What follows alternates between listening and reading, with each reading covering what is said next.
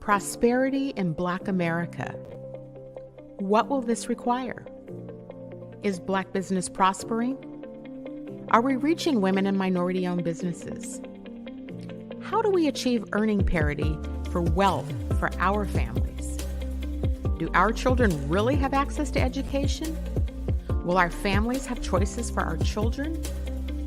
Prison pipelines, mass incarceration, tearing our families apart. A healthcare system not accessible to the masses. The disproportionate termination of Black women from corporate America. When will we actually begin to address what's really at play? How do Black people gain more power to help make these changes? This requires a lot of political will and courage. I'm that provocateur of change. I am Cindi Bright. Welcome to HeartBeat. Good evening, everyone. Welcome to HeartBeat. I'm your host, Cindi Bright. Thank you for joining us again this evening. We're excited to start diving into politics again. We mentioned last week that this past week was the final filing deadline for people who are running for office or re-running for election. And so we're excited to be able to start hosting more conversations with some of our elected officials and some of our candidates that are running for office. Let me remind you about the people we bring onto HeartBeat. So, I've mentioned this before. We're selective here on this show about who we want to bring on, and we focus on women, brown, white, Black, who are focusing on, who have the right values that are aligned with progressing all people, and people who are doing particularly work around equity and are trying to help move this agenda forward. And so we focus and look at who these candidates are and want to make sure that we get to hear from them and that we support them and help them in their candidacy. It's not easy to run for office. It takes a lot of money. It takes name recognition. It takes visibility. And so we are just doing our part to try to help make sure that we give this platform to those individuals. I'm super excited tonight as we kick this off. Before we introduce in our guests, let me bring in co-host with me this evening, Dr. Stefani Coverson. Hi, Steph. How are you this evening? I'm, living the dream. How are you? I'm equally living it. And we're hopeful that Erin Jones, who's normally here with us, she's on the road right now trying to get home to be able to join this as well, because she also is an advocate for our guests that we have on this evening. So let's just not hesitate. Let's welcome in Representative Melanie Morgan. She is the representative in the 29th district. I believe this is her fourth run. Because I remember I met her in 2018 when I ran, and she was one of the very first Black women who was running. It was she, I, and Joy Stanford. And I remember the moment vividly when I walked in and I got to meet her. So welcome back to HeartBeat. You've been on a few times. Representative Morgan, we're so glad to have you back here with us this evening. How are you this evening? I'm doing well. Thank you so much for inviting me back on the show as we talk about the most important issues that really impact our community. And so I'm so excited to be here. Awesome.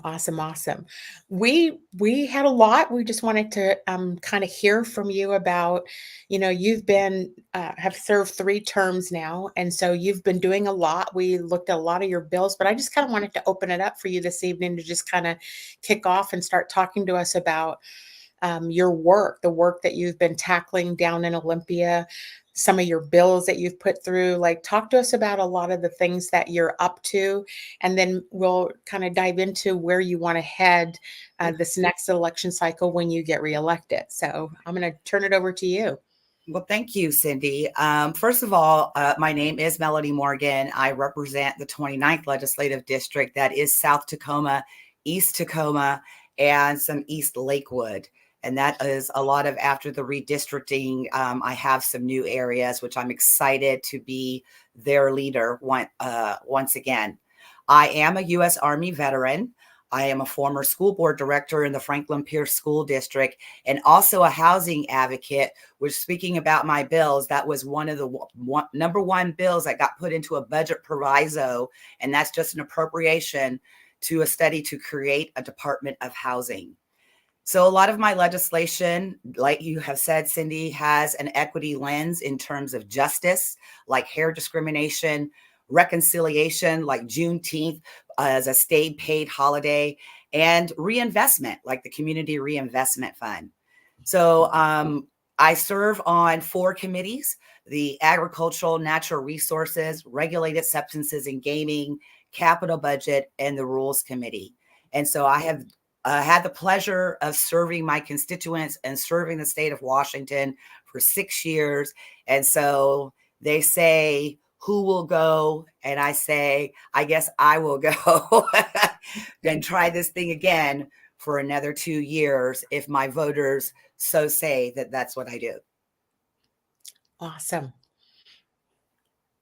Stephanie. I love that. Yeah. I love that. I was curious to hear more about, I read about some of your desires to forward agricultural policies around the disparities for Black farmers and other farmers of color here in the state. Could you talk a little more about that? Yes, Stephanie, thank you so much for bringing up that topic. There are only 2 Black women that serve on this committee. We do have a Native American woman as well. But in terms of the Black community, if we remember that we were the first agriculture farmers, and now we're the last. In the state of Washington, 0.4% are Black African Americans who are actually in the agricultural industry. So one of the things that I did a couple of sessions ago is I had a budget proviso to do a study and create programs in equity in farming and ranching. And so that is sitting with the Department of Agriculture. And over the years, we've had great success in terms of gaining data and turning out programs and actually making lists. Where are we all as farmers, in whether you are actually tilling the soil or you're packaging something or you're supplying the actual tools that are needed to do farming. So my area that I really want to go back to session with, which I kind of ended with, is where do we go with agricultural farming? There are 10 high commodities that leave the state of Washington that are bringing in lots of revenue for our state. I think that we should be looking more so in like alternative farming. Everything's not about putting a seed in the ground. I've done lots of tours around the state with oyster farming, chicken farming, there's fish farming. There's other entities that go into farming like fertilizer. I went to the fertilizer plant. We can't forget about the rail system.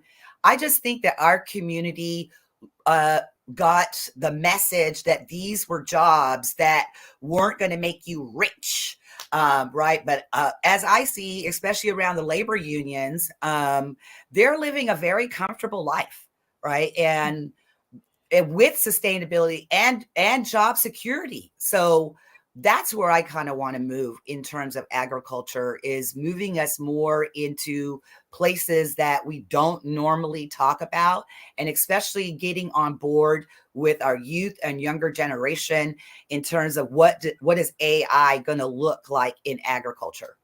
Mm. Oh, that's fascinating. I Mhm. have not heard of AI and agriculture put together. Well, if you don't mind, I'll elaborate just a little bit Oh, on what please. my thoughts Yes. are. Right.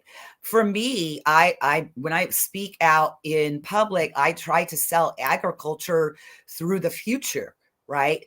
Right now we sell agriculture as a shovel and a pick, right? But the reality is we've moved to automation, right? And then what about this AI that we're bringing on to run the automation?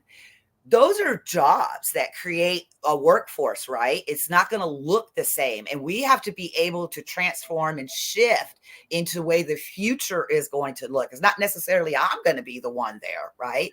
Maybe, or you might not be there, but my grandchild or my child might be there. And basically tomorrow, because things shift so quickly.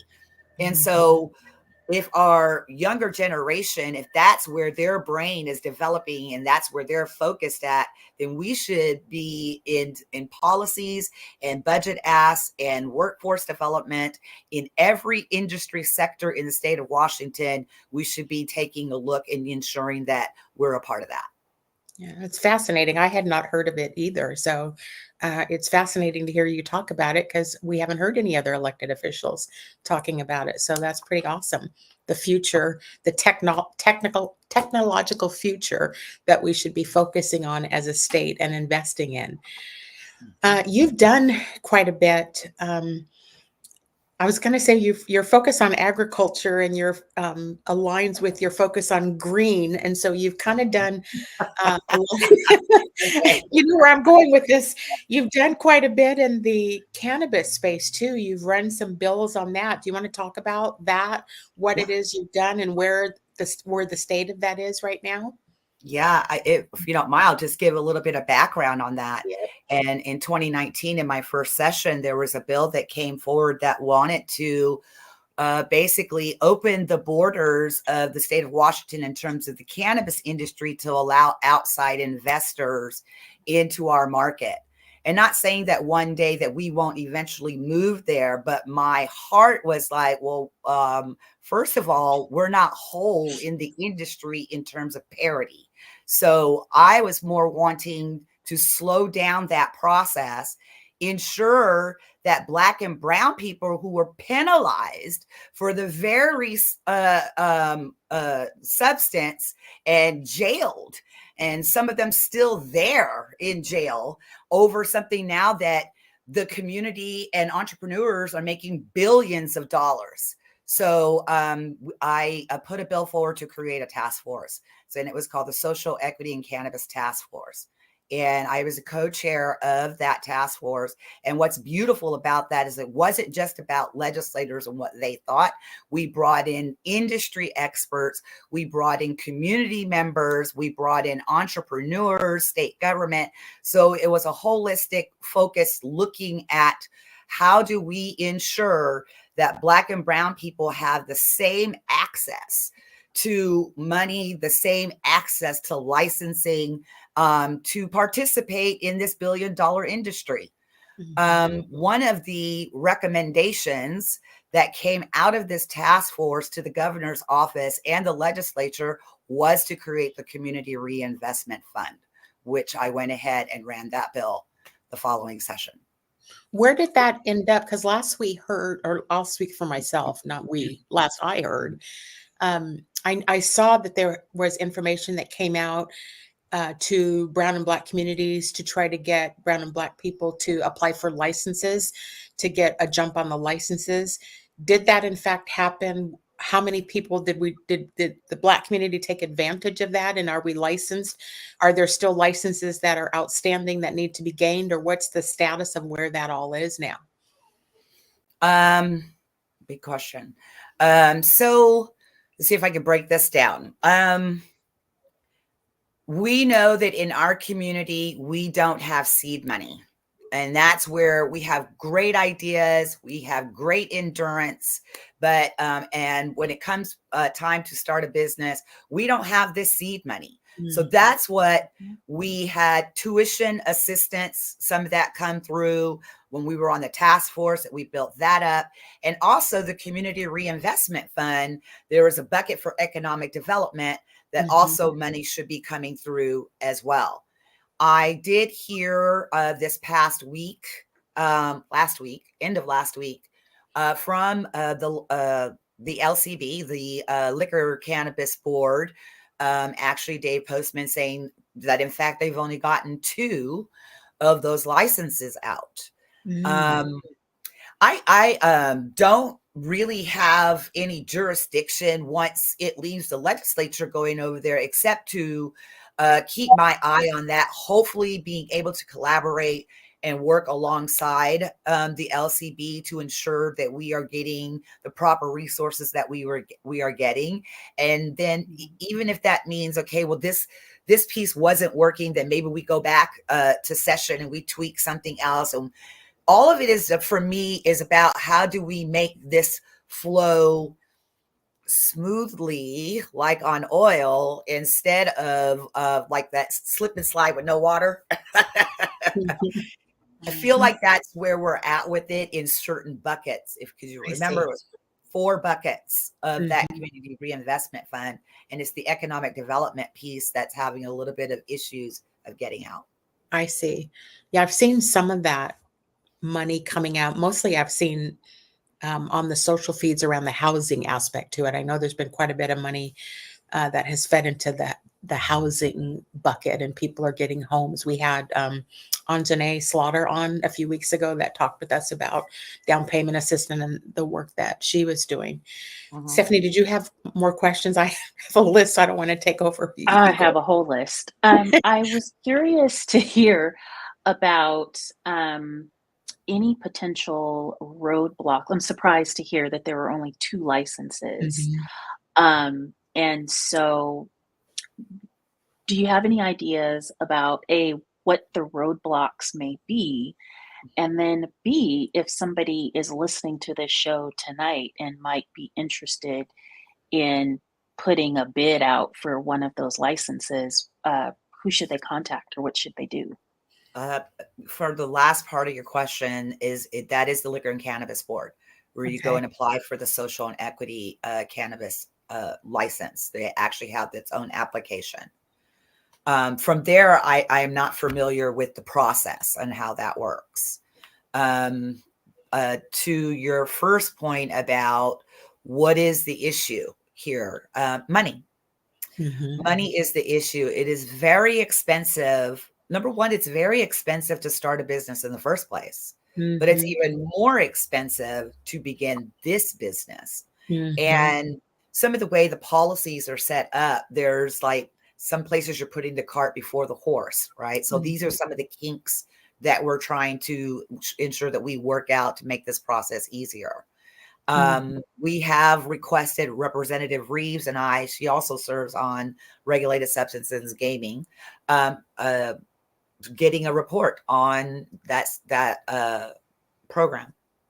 Yeah, I had heard that too about, because there's all kinds of, I mean, it's not my lane, but from what I understood, like, because you can't open bank accounts, and when you start that kind of a business, and then it's so capitalized. When you were talking about the seed money, it's so capital intensive to start it up that brown and black communities don't have access to those kind of down payments, kind of like what in the housing, you got people that've got the credit scores, and they earn, but you got to have so much chunk of money to get into it. So it sounds like that's been the barrier to entry, and probably why only 2 licenses have been gone after. Yeah, that's probably my guesstimate on it. Erin wanted to make sure we asked you too, in case she couldn't hop on.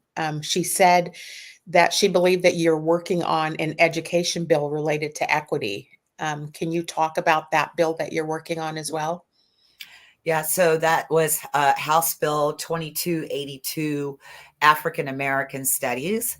That is actually a piece of legislation that I picked up the baton from former Representative Jesse Johnson.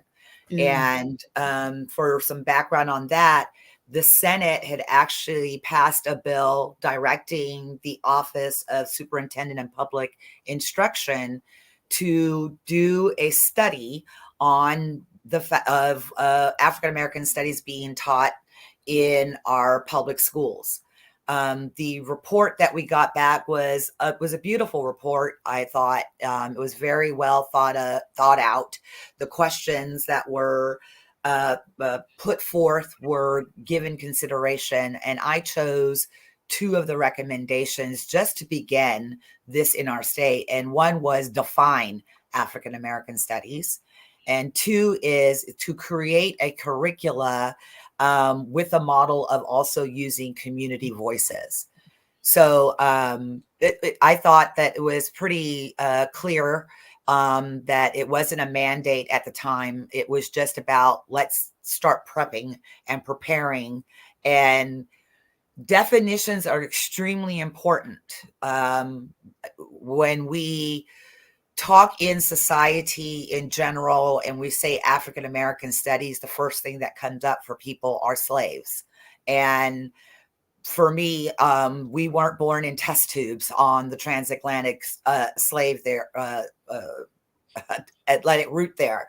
We actually have history of being human and have value, and we've held jobs of doctors and lawyers and radio show hosts and government workers and so it's my heart was more about teaching the state of Washington that we are valuable Black people, that we hold value, because this is important in times of employment or in times of when I want to jog down the street or I want to walk through the streets. My life is not holding value because of the color of my skin. And so I believed it was appropriate for grades 7 through 12 to start learning the foundation of this history, of course, moving through the chattel slavery, and of course, moving through Jim Crow, Black codes, all the way down to civil rights till President Obama. So was my hope, but it never got out of committee. Oh, it didn't. I was going to ask, with such a major national pushback on DEI, like what implication is that having here on the state of Washington with our ability to teach about African American people and studies and all? Yeah. Is the national pushback on DEI having an impact in the legislature from your perspective? I didn't see that personally. I didn't feel that was present. There was thought that it would be, but when we had 192 people sign in support of this legislation and only 6 people sign in as con, I pretty much thought it was a no-brainer that the community, the state said, yes, this is a fantastic idea to start building this reconciliation in truth, right? Not with what some historian thought, wrote, left out, right? So to me, it was giving more of a truth telling, and maybe we're not ready.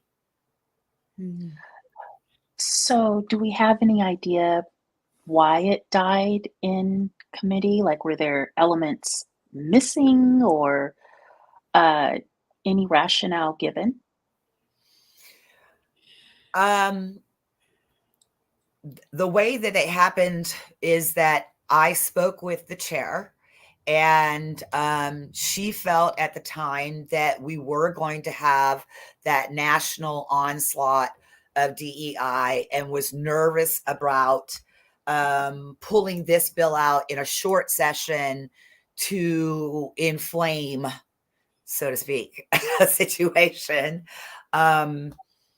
It didn't happen that way, and it's up to the discretion of the chair whether she wants to stay the course that she told me. She promised me that she would give me a hearing. I, in fact, got the hearing. So she did follow through with that. I did my part as a legislator. My part as a legislator is to push to try to make sure it gets out. So I'm contacting every committee member, that's D and R, making sure people are writing in, making sure. I ran a companion bill with Senator Nobles. That one also did not get out of committee. So I don't know if it's a concerted effort not to teach African American studies, because I'm not the first person to bring this forward. Who is she that you're referring to? I'm sorry? Who is she that you're referring to? Who's the chair? Chair Santos. Oh, Santos. Okay. This isn't the first time that this has been a topic in the legislature. I have stakeholders at the table who worked on this in the 90s and got the same pushback. So. And Santos is also the chair of the education committee, correct? Yes, that's where it goes through the education committee. The education committee. Okay. Okay. That's interesting. So let me ask a hard question. So given that in the Black community, an overwhelming number of Democratic constituents are Black,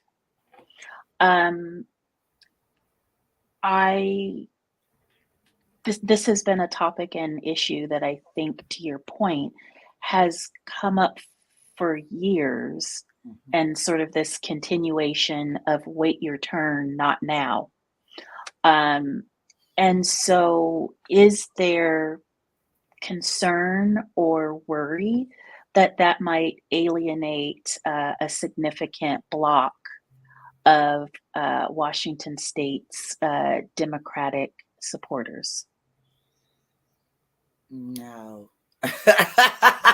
There's not a concern about that. I don't see that we are on one accord in a lot of issues, not just this issue. I don't feel that we're on one accord of which issue to go after. And I don't think it's a fault of our own. There's just so many, right? And it splits us off. Like, even just with the Community Reinvestment Fund, we have a great group going after that, right? And what's left over, we got to go after healthcare. We got to deal with police accountability. It's just so much, right? And so where do we put the concerted effort? It's not like in Dr. Martin Luther King's day, when you could go nowhere, anywhere, eat at the lunch counter. So it was easy to get us together on one issue. We all want to eat at the lunch counter. But we have a lot of issues, rightly so, that we are trying to go after. Well, where is there did the Black Caucus put a plan, like, do they have a plan for what the priorities are? Maybe let's just talk about for this next session. Is there a priority list of what the issues are that we as Black community want to focus on and push things through the session this year? We heard that Representative Reeves is she permanent or interim? Is she permanent? Interim. She's the interim chair. So Hackney was in that seat. What transpired under his leadership during this last session from the Black Caucus perspective? What did he focus on, and what are we looking to focus on? I mean, when you're reelected and you go back into session in January. You know, I think that being a chair is a big job, right? Mm-hmm. And especially in an institution that was not made for us.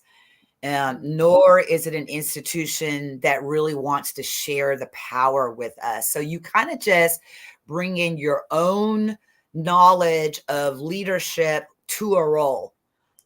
So I believe the former chair brought what he felt was his leadership to that role, just as I was the first chair of the Black Members Caucus in 2019. And I brought mine to that place. I had a different mission, as it was the first caucus versus the third or fourth chair, right? So I would say that we've always been one that, what are our priorities? We're always in conversation with our caucus about what are our priorities for the Black community. And I think that racial equity for the caucus wide is still a top priority. And so I hope now, as we move forward, we have new leadership. So I'm already seeing that we'll probably be moving in a new way, but bringing a lot of the parliamentary along, bringing more of the community input and engagement there, just like you pointed out, Cindi, like what bills can we work on together? So I already, in the interim, is where the work is really done. So I'm already working with some community members, like, how do we move forward? And I've got another bucket of the Reconciliation Act. How do we ensure that that gets put out smoother than where we are now? That's work, be proactive. So I would stay tuned to see where the Legislative Black Caucus moves. I think everyone's going to be pleasantly surprised about how the involvement and the engagement. But remembering that this caucus, any sub caucus, is not really a community caucus, right? It's an internal facing caucus that supports the legislators as they are doing their work for the people, and ensuring that we're working together and collaboratively amongst both chambers to ensure that Black legislation that is meant for us is actually getting on the governor's desk to be signed. Speaking of that, we have a new governor coming this year. What's the scuttle? Like, I mean, I think if you look at numbers on the PDC, we can see that Bob Ferguson is clearly leading in the fundraising aspect of it. I think it's expected that he's the next governor. Is that accurate? Is that what people are thinking? And if so, then I mean, and I was going to ask, with a new governor coming into place, what are the implications of the Office of Equity that we noticed that the acting person wasn't confirmed? And what are the implications? What is it that you know or hear about that office with the change in leadership coming here in Washington State? Yeah, let me first say that Governor Inslee, I think, did a great job in ensuring that legislation like hair discrimination, Juneteenth, Community Reinvestment Fund, that I was actually governor request on the Community Reinvestment Fund, that he supported all of our legislation, that, especially with mine, getting it across. So hats off to him. The incoming governor, we don't know yet until November 6th who that's going to be. I put my endorsement behind Bob Ferguson, and I'll tell you why. My very first campaign in 2018, Bob took a chance on me, and he basically carried my campaign in terms of doorbelling. He was my first endorser as the AG, and I wrote that thing, right? And so it's only fair, quid pro quo, right? That he believed in me and I believe in him. And I don't know what the confirmation process situation is that's in another chamber in the Senate. The House of Representatives, we don't do any confirmations. So we pass the bill and getting it done, but we don't do any confirmations. That's all in the Senate. I have not had a conversation with Bob Ferguson in terms of that office. I'm looking forward to having that conversation to ensure that that office sticks around, and whatever issues are happening there as to what transpired in the way that it did, I am hoping that we as Democrats can solve that and ensure that that office is held up in an integrity. So when you have a conversation, what's assuming Bob Ferguson becomes governor and you have a conversation with him about the Office of Equity, what would your advice or counsel be? What would you say to him? I would not be giving any advice or counsel. He pays people way more money than me to do that for him. My job is to work alongside him, as he is the governor over the executive branches, but we are the legislators that can pass the budget asked for the agencies, and that legislation through the governor feels the state needs. We've worked with Bob Ferguson in the 6 years that I've been there. I think he's done an awesome job in protecting our citizens. Remember when it was the people couldn't get back in the country? He was the first one to sue and won. In the fentanyl crisis, he sued and won. I think he believes in equity. I think he's been fighting for equity causes all along. Especially when we look at the true definition of equity. We think when we say the word equity, it now is termed Black. It's not, right? It's ensuring that everyone has the same equal opportunity access in every sector, right? With fairness and justice. And I think that he's shown us through being the Attorney General for the state of Washington for all these years. I believe he's brought in some good revenue and going after the bad actors and ensuring to keep us safe. So if that's not an endorsement, Bob, I don't know one. Can I add to that just in case he is watching this? Because equity does not necessarily mean equal. Equity means that we put in, I'll just use disproportionate resources into where the areas are that need to be brought to equal, right? So we may not, I mean, I don't have the kind of insight into the financial decisions that are being made around where we're going to put our money in the state and so forth. But as he leads the state, equity is about disproportionately putting more resources where the disproportionate folks have been impacted and left behind, like what is happening with, I mean, I can't stop talking enough about the work that's being done in the housing. I think it's incredible what is happening there to help get people into their first homes, to help change that whole generational wealth. That to me is like a huge issue in equity that we should be focusing on. And to that point, does the conversation ever come up about reparations or more investment into the marginalized community in other areas, maybe in any other areas of governance? 200 million.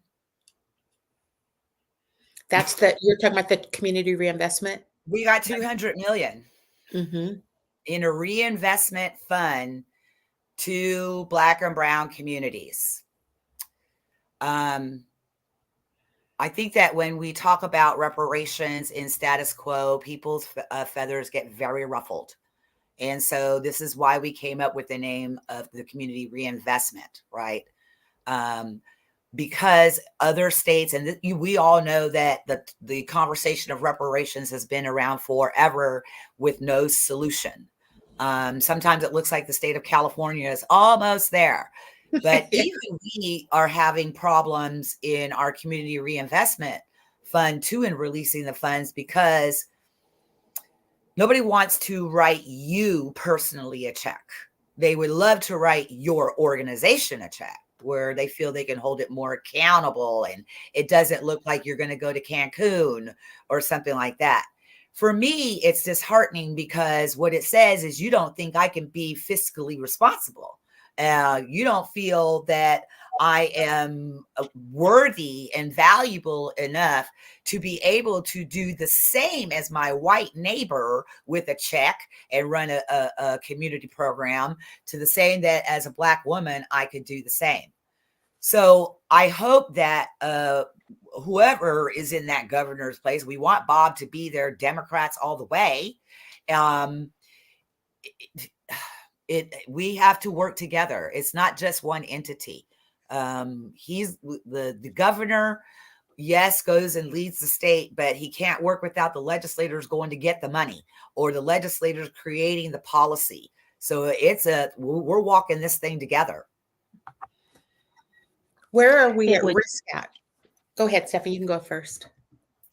I was just going to say, I'm actually seeing a through line back to this issue of African American studies as an example, because if folks truly understood the through line, but around how much free labor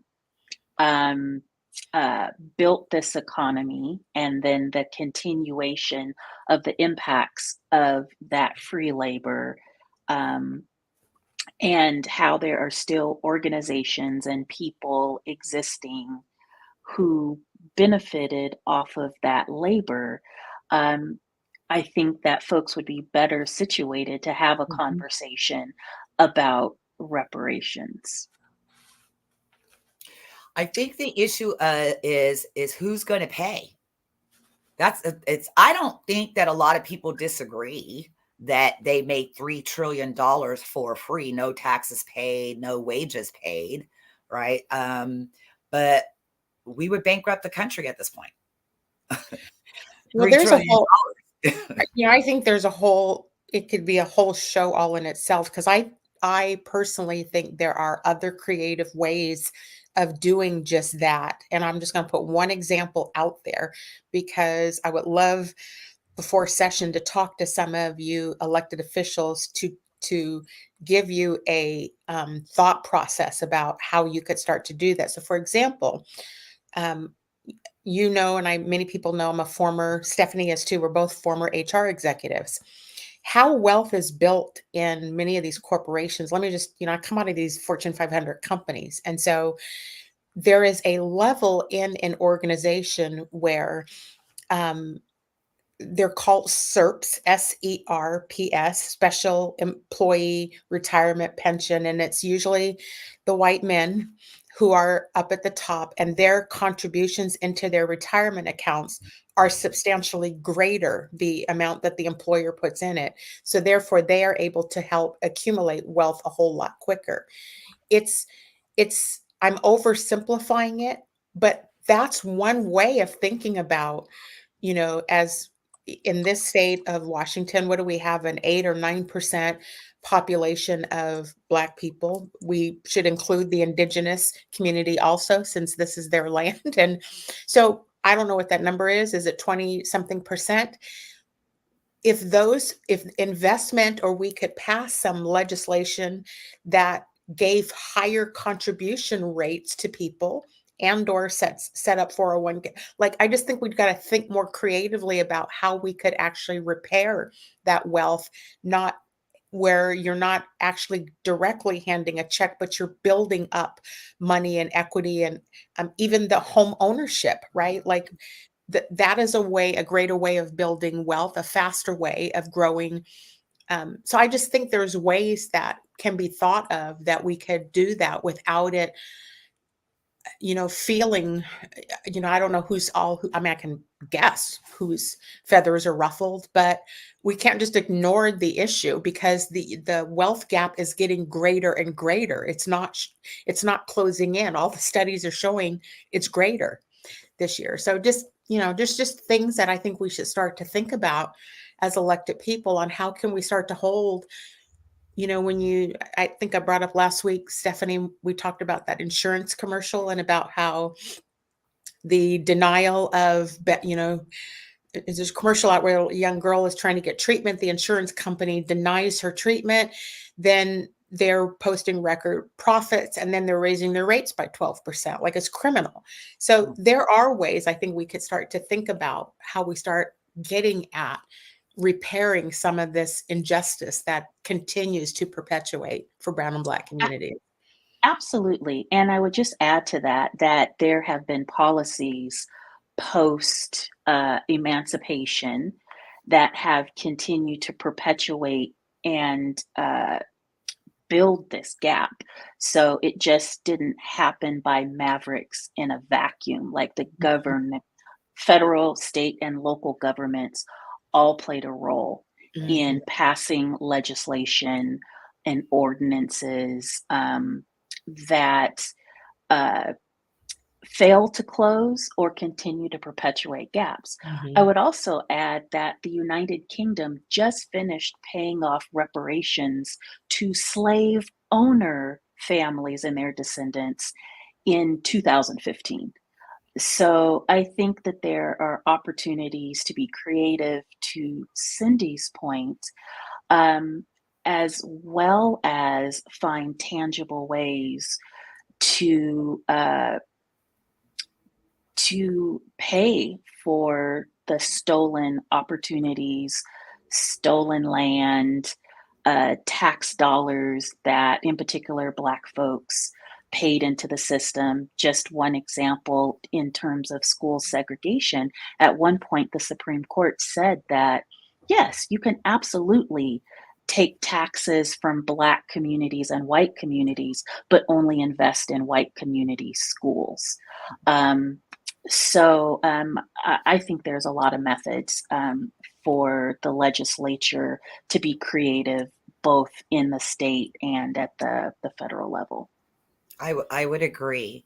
One is that a lot of times my colleagues agree that we should be doing something, but again, we have to figure out how are we going to pay for it? There's only 100% in the pot, right? 52% of the budget is for public education already.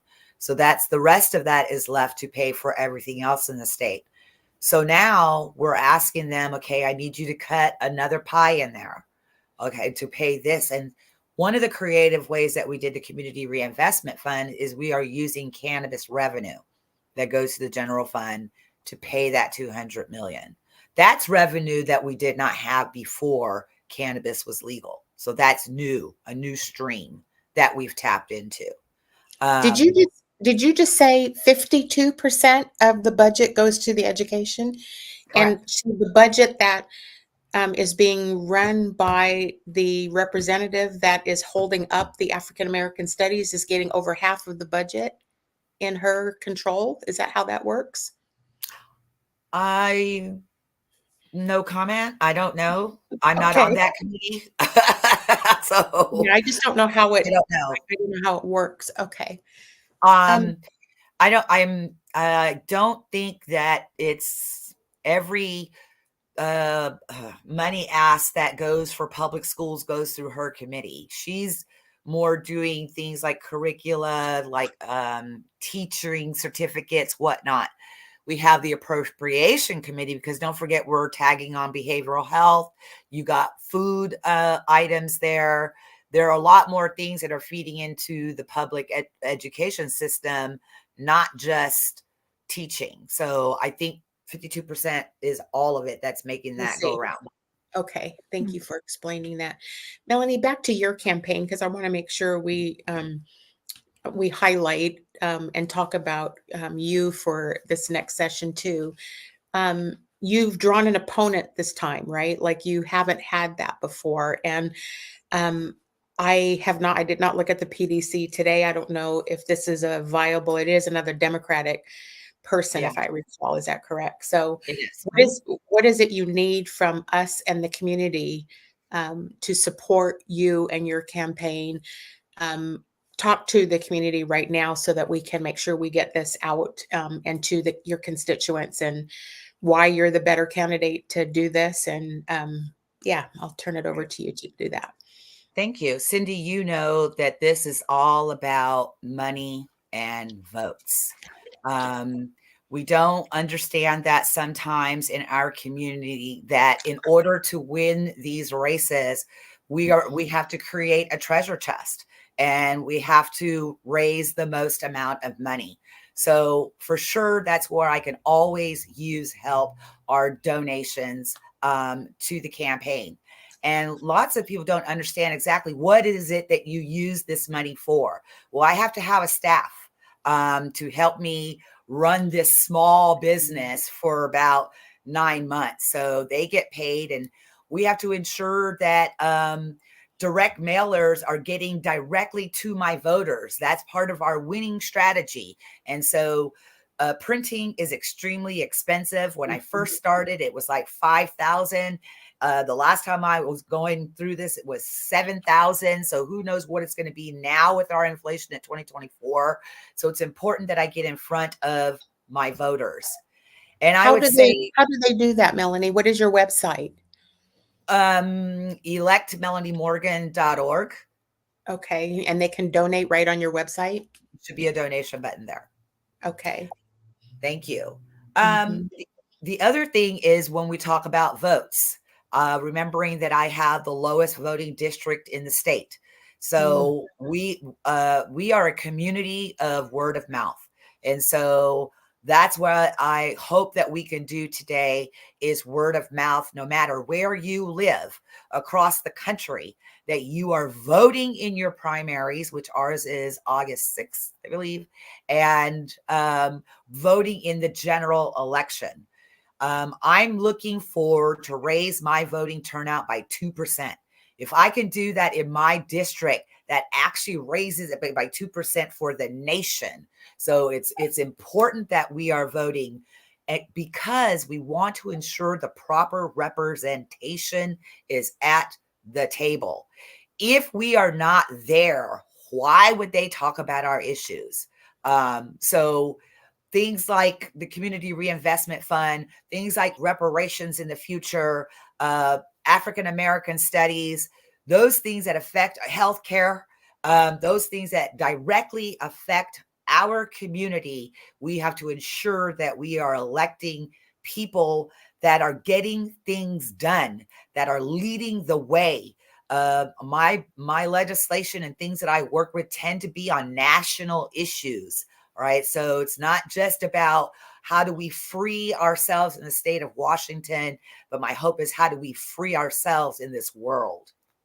So Representative Melanie Morgan from the 29th Legislative District, thank you so much for allowing me to come on and share my thought and thinking, my style of leadership. And I enjoy being the chosen one to do the work, not saying that it's easy. It is not easy at all. So the support that I could use as well is just celebrating each other, right? Coming down to the Capitol or engaging with us, doorbelling with us, showing up at a committee meeting means the world. We really appreciate hearing that. I think myself personally needs to do a better job of that, like showing up for my sisters and making sure, I haven't gotten down to Olympia to support, but I said to you, I feel strongly that I would like to help in your campaign this year. So you can count me in to do some doorbelling with you. Awesome. Yeah, we just want to support our sister. Stephanie, did you have anything Yeah. more you wanted to ask or? No, I just want to extend my appreciation for you spending some time in community with us. And although I'm down in the Vancouver, Washington area, I would love to come up and lend some support as well. I love that. Yes. I love that. And don't forget to support your representatives down there in Vancouver. The whole House of Representatives is up for election. We want to hold the majority. When we hold the majority, we can ensure that we will get our policies and budget ass across the line. That's awesome. Oh, absolutely. We appreciate you, Melanie. Thank you for coming on with us. Thank you for inviting me. Yes, we will talk with you soon. You too. Isn't she awesome, Steph? She is. Yeah. I love how she just tells it like it is. Gives her perspective. Yeah. Yeah, me too. I like her straight talk too about what she's working on and I like that she doesn't try to BS her way through. If she doesn't know, she doesn't know, or if it's out of her lane, it's not in her lane. That's something the Senate does. It's not what I do. Like, I just think her helping build more acumen in the community and talking with us about, what she's trying to do, what she aims to do. So I also like, this is her 4th term. And so she's got some chops underneath her now, right? Like, she knows how to navigate and some of the things that she needs to drive forward, that's experience. And so, yeah, I really appreciate that about her. So happy. Yeah. And that's an underestimated, I think an under talked about skill, like just sort of the internal workings and machinations, like beyond, parliamentary procedures and Robert's Rules of Order. There is very much a culture in those spaces. And it takes a little bit of time to, get those pieces down. So It I can't be am, fun because I don't uh, care what you hear about working down there. It just doesn't sound like fun. And so, what is the hat tip to elected officials who go down there and work for poverty wages to try to help make a difference in everybody's lives? And so, grateful for Representative Morgan, grateful for those who step into that lane and fight for us. And so, yeah. yeah, Yeah, I was glad to have her on. We've been working, just for our audience listening to us, we have several electeds planning on coming on. So we're trying to make sure that we are helping, like, get their, what's it called, GOTV, get out the vote, let people see them, push these shows, so that please like and share these shows and get them to your friends that live in these districts. So, because she also needs to get an increase in numbers of voters who show up. And now she's drawn an opponent. In fact, there's some interesting stuff going on with opponents in Washington state. So we've got to pay attention to that, because a really strong example is that the Bob Ferguson, the governor's race that she was referencing, there are at least two other, if not more, people who signed up to run as Bob Ferguson. They filed their reports that they're running, and they're doing it to distract numbers, to pull numbers away from, Robert Ferguson is how his name is showing up on the ballot, just for people to know, to pay attention to that. It's important because, like with Representative Morgan, people are coming on. They may not even be competent or qualified to do these roles, but if another Democrat comes in and challenges her, they're going to pull numbers away from her. And so we've got to help get her numbers up, voters out, to make sure that they help get people like her reelected into office. So it's an important thing to pay attention absolutely. to. Absolutely. I think these will be elections that we need to pay close attention to, particularly there are now AI robocalls and, all of these different distraction techniques, not just names, but, fake robocalls and mis Mhm. and disinformation. So it's just really important that we as a community stay on top of this. Mhm. I also want to mention before we close the show out, it is really important. Next week, we're going to have a show while Dr. Coverson is out celebrating her birthday next week. I'm going to have a 1-year anniversary conversation post Dr. Karen Johnson's firing. So we're going to talk with her next week about what life has been like for her since she's not in office anymore. I think it's important that we continue to support and keep our eye on these women who have stepped up and have served in capacities and leadership capacities. And just because they're not here anymore doesn't mean that they're not important. And we need to make sure, she is actually up to, I think the community is going to be interested to hear what she's up to. And so I just want to make sure we as a community support these are women. These are the women who are stepping into these seats, need support before, during, and after being in office, because it is not easy to serve, and it is not easy to be people who get attacked and criticized and all the things that go on for people who are trying to drive change. Absolutely. Yeah. Well, look, we are at the hour. And so I thank you, Stefani, for coming on with me tonight. We are sending our heart to Erin Jones. She oh my God, she's been so busy with this. There's so much she has to share about the school. She talked some about it last week.